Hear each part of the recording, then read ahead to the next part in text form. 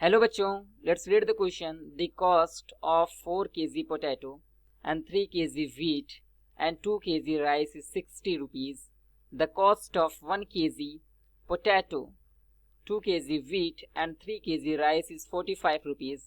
And the cost of 6 kg potato and 2 kg wheat and 3 kg rice is 70 rupees. Find the cost of each item per kg by matrix method.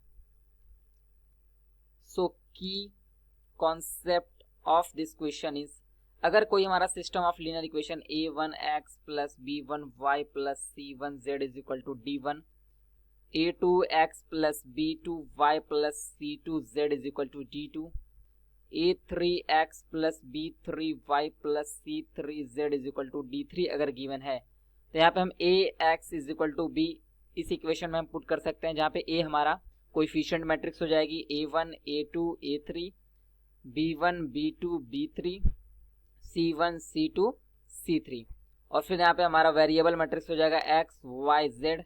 उसके बाद ये हमारा constant matrix हो जाएगा d1 d2 and d3. सो यहाँ से हम clearly देख सकते हैं अगर हमारा determinant of a not equal to 0 हुआ तो यहाँ पे इनवर्स एग्जिस्ट करेगा. फिर यहाँ पे x is equal to a inverse b के फार्मूले से हम यहाँ पे वेरिएबल्स को कैलकुलेट कर सकते हैं, जहाँ पे हमारा a इनवर्स इक्वल टू होता है adjoint of a divided by determinant of a. सो यहाँ पे कुछ इन्फॉर्मेशन दे रखा है, तो हम मानते हैं लेट कॉस्ट ऑफ पोटैटो, तो यहाँ पे पोटैटो का जो कॉस्ट है वो मान लेते हैं कि x है, x रुपीज़ है, और फिर कॉस्ट ऑफ यहाँ पे वीट हम मान लेते हैं कि जो है वो y रुपीज़ है, और यहाँ पे जो कॉस्ट ऑफ राइस है उसको मान लेते हैं z रुपीज़. तो फर्स्ट केस में इन्होंने बोल रखा है कि हमारा जो 4 kg पोटैटो है, तो यहाँ पे हम 4x लिख ले रहे हैं, ये उसका दाम हो जाएगा प्लस, फिर यहाँ पे 3 kg वीट है तो यानी 3y प्लस, और यहाँ पे 2 kg राइस है तो 2z is equal to total cost हमारा ये गिवन है 60 रुपीज़. एंड सेकेंड इन्फॉर्मेशन में दे रखा है इन्होंने कि 1 kg हमारा पोटैटो है यानी 1x प्लस हमारा 2 kg वीट है यानी 2y प्लस हमारा 3 kg राइस है तो यहाँ पे 3z, ये इसका टोटल कॉस्ट दे रखा है 45 रुपीज़. एंड थर्ड इन्फॉर्मेशन में दे रखा है कि हमारा 6 kg पोटैटो यानी 6x, 2 kg वीट है यानी 2y एंड 3 kg हमारा वीट है राइस है तो 3 kg राइस यानी 3z, और इसका टोटल कॉस्ट दे रखा है 70 रुपीज़. तो यहाँ से हमारा जो सिस्टम ऑफ लीनियर इक्वेशन है उसको हम लिख सकते हैं 4x plus 3y plus 2z is equal to 60, x plus 2y plus 3z is equal to 45, 6x plus 2y plus 3z is equal to 70. फिर यहाँ से हम a मैट्रिक्स लिख सकते हैं क्लियरली, a हमारा कोएफिशिएंट मैट्रिक्स होता है, a इज इक्वल टू सभी कोएफिशिएंट को यहाँ पे लिख सकते हैं 4 3 2 1 2 3 6 2 3. तो ये हमारा a मैट्रिक्स बन गया. हम सबसे पहले डिटर्मिनेंट ऑफ a कैलकुलेट करेंगे. So determinant of a is equal to determinant में हमारा 4 3 2 1 2 3 6 2 3. तो इसको क्या करते हैं हम सबसे पहले c1 के लॉन्ग एक्सपैंड कर देते हैं, तो 4 इंटू यहाँ पे हो जाएगा हमारा 2 3 2 3 माइनस 1 इंटू यहाँ पे माइनर हमारा बनेगा 3 2 2 3, फिर प्लस 6 इंटू हमारा यहाँ पे माइनर बनेगा 3 2 2 3. और जब इसको हम कैलकुलेट करेंगे तो यहाँ पे हमें मिलेगा कुछ इस तरीके से 4 into 0 minus 1 into 5 plus 6 into 5. जब इसको कैलकुलेट करेंगे मिलेगा 25. फिर यहाँ से हम सभी को फैक्टर्स को अब लिखते हैं. तो हमारा सबसे पहले को factor a11 is equal to minus 1 की पावर 1 प्लस 1, पहले रो पहले कॉलम को हटाने के बाद हमें माइनर मिलता है 2 3 2 3, इसको कैलकुलेट करने पर हमें मिल रहा है 0. फिर यहाँ से a12 कैलकुलेट करते हैं माइनस 1 की पावर 1 प्लस 2, पहले रो और दूसरे कॉलम को हटाने के बाद हमें यहाँ पे माइनर मिलता है 1 3 6 3. फिर इसको क्रॉस मल्टीप्लाई करके सॉल्व करेंगे मिलेगा 15. फिर यहाँ से a13 माइनस 1 की पावर 1 प्लस 3, पहले रो और तीसरे कॉलम को हटाने के बाद हमें यहाँ पे माइनर मिलेगा 1 2 6 2. जब इसको क्रॉस मल्टीप्लाई करके सॉल्व करेंगे तो मिलेगा माइनस 10.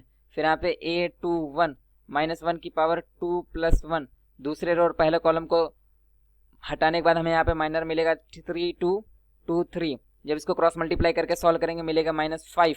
फिर यहाँ से हम कैलकुलेट करेंगे a22 -1 की पावर 2 + 2, यानी दूसरे रो दूसरे कॉलम को हटाने के बाद यहाँ पे माइनर मिलेगा 4263। जब इसको क्रॉस मल्टीप्लाई करके हम सॉल्व करते हैं तो हमें मिलता है यहाँ पे 0। फिर यहाँ पे हम कैलकुलेट करेंगे 823 -1 की पावर 2 + 3।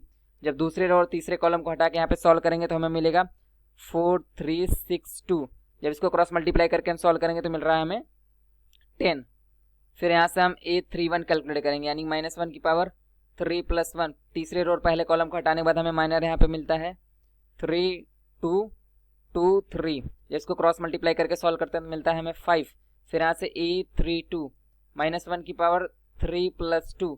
तीसरे रो और दूसरे कॉलम को हटाने के बाद हमें यहाँ पे माइनर मिलेगा 4213। जब इसको क्रॉस मल्टीप्लाई करके सॉल्व करेंगे मिलेगा -10। फिर यहाँ से 833 यानी -1 की पावर 3 + 3। तीसरे रो तीसरे कॉलम को हटाने के बाद यहाँ पे माइनर हमें मिलेगा 4312। जब इसको क्रॉस मल्टीप्लाई करके सॉल्व करेंगे मिलेगा 5। तो यहाँ से हम एडजॉइंट ऑफ ही लिख सकते हैं। एडजॉइंट ऑफ सभी कोफैक्टर्स की मैट्रिक्स होती है।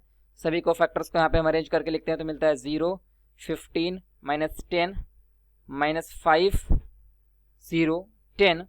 यहाँ पे 5 -10 5। जब इसका हम ट्रांसपोज करते हैं तो हमें एडजॉइंट ऑफ ही मिल जाता है, जो कि हमारा इस तरीके से होगा 0 -5 5 15 0 -10 -10 10 5। फिर यहाँ से हम ए इनवर्स लिख सकते हैं। ए इनवर्स इक्वल टू हमारा हो जाएगा 1/25, क्योंकि 1 डिटर्मिनेंट इंटू एडजॉइंट ऑफ ये होता है। तो यहाँ पे 0 -5 5, फिर 15 0 -10 -10 10 5। फिर यहाँ पे हमारा ए इनवर्स हो गया। अब हमें क्या करना है, x = ए इनवर्स b। तो यहाँ पे ए इनवर्स पुट करते हैं 1/25 0 -5 5 15 0 -10 -10 10 5। फिर यहाँ से हम बी मैट्रिक्स लिखते हैं यहाँ पे। तो बी मैट्रिक्स हमारी गिवन है 60 45 एंड 70। और जब इसको मल्टीप्लाई करते हैं तो हमें मिलता है कुछ इस तरीके से 1/25 इंटू 0 -225 + 350। फिर यहाँ मिलता है 900 + 0 -700। फिर यहाँ पे मिलता है -600 + 450 + 350। फिर जब हम इसको कैलकुलेट करते हैं तो हमें कुछ इस तरीके से मिलता है। यहाँ पे x y z, यहाँ पे ये = हमारा हो जाएगा 1/25। फिर यहाँ पे हमारा कैलकुलेट करने मिल रहा है 125 200 एंड 200। और फिर जब 1/25 को अंदर मल्टीप्लाई करते हैं तो हमें कुछ इस तरीके से मिलता है, या 588, यानी कि x y z = हमारा 588। ये मैट्रिक्स बन गया। इन दोनों को कंपेयर करेंगे तो x बराबर मिल रहा है 5, y बराबर मिल रहा है 8 एंड z बराबर मिल रहा है 8। तो यहाँ से हम क्लियरली कह सकते हैं कि जो हमारा कॉस्ट ऑफ पोटैटो है पर केजी, ये हमारा है 5 रुपीज़। एंड कॉस्ट ऑफ जो हमारा यहाँ पे व्हीट है पर केजी, वो दे रखा है 8 रुपीज़। और जो हमारा कॉस्ट ऑफ यहाँ पे राइस है पर केजी, ये हमारा दे रखा है 8 rupees. Hope you understood it well. Best of luck.